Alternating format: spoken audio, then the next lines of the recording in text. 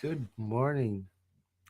Welcome to our 6 a.m. Pacific time daily spiritual practice, a moment of contemplation and reflection on the words of Dr. Ernest Holmes from 365 Science of Mind. This is the second last day of our time doing this together. I started this a year ago, actually a year and a bit ago in November for my own reasons. Because I could feel I needed some solid, regular practice in addition to everything else that I do in my spiritual life. I needed an anchor because there was a lot changing in my life. And I didn't make any announcements about it. I just started broadcasting it at 6 a.m. on Facebook. I didn't really think anybody would notice it.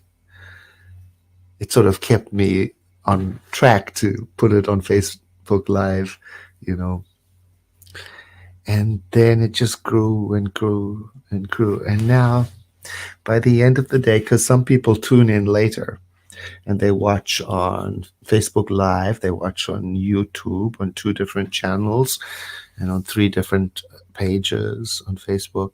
And by the end of the day, so many hundreds of people have watched it.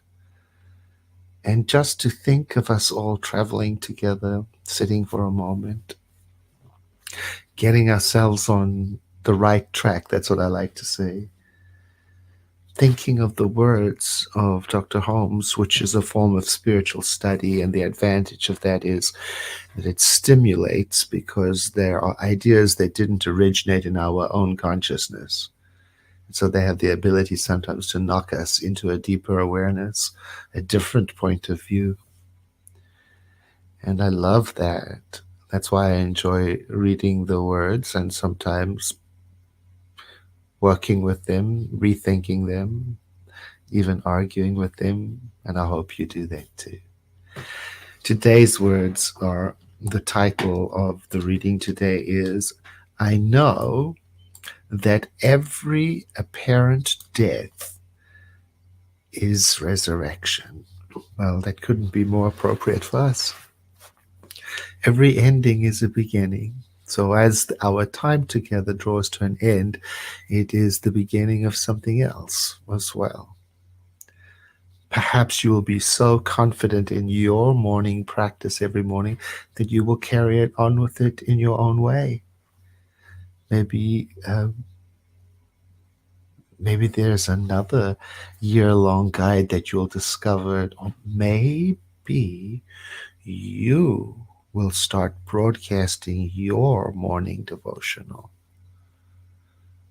Wouldn't that be something? And the quote is from Psalm 23. Yea, though I walk through the valley of the shadow of death, I will fear no evil, for thou art with me, thy rod and thy staff, they comfort me. If you don't know the Bobby McFerrin version of that psalm, do look it up. And from the Talmud, unhappy is the one who mistakes the branch for the tree, or the shadow for the substance. We are taught that we must gain a knowledge of that which cannot pass away. The Talmud says that unhappy conditions arise when you mistake shadow for substance. Even the valley of the shadow of death causes no fear when we arrive at the consciousness of the psalmist who, from the exaltation of his divine deliverance, proclaimed, Thy rod and thy staff, they comfort me. The rod and the staff of truth is the realization of the substantiality and the permanence of that which cannot change. So the rod and the staff of truth is the realization of the permanence of the living spirit that dwells within us, that does not change and does not pass away. That's how I understand it. We are ever renewed by the passage of the divine light through our consciousness. that announces within us, "Behold, I make all things new." The revitalizing, regenerative power of spirit flows from the consciousness of wholeness into our physical organism and into every objective act when we give the realization of the divine presence free passage through our thought.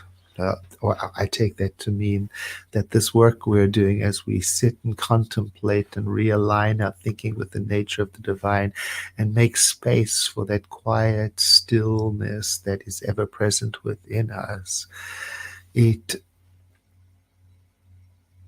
beneficial physically.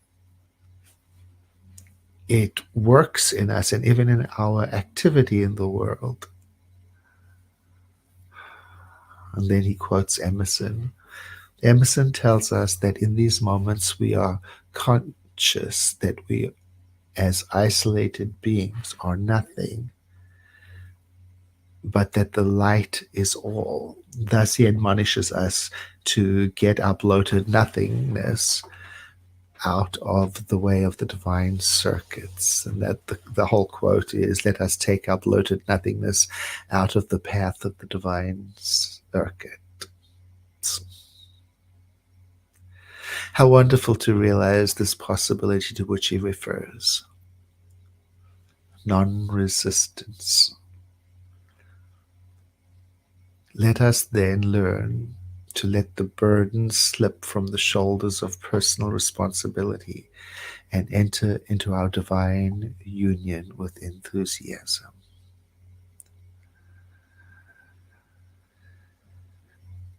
I know that every apparent ending is a beginning. Therefore, gladly today I let everything go. And in that letting go, I feel the joy of being raised up to that which is true and enduring. Silently, I evolve from within, from isolation to inclusion, from separateness to oneness.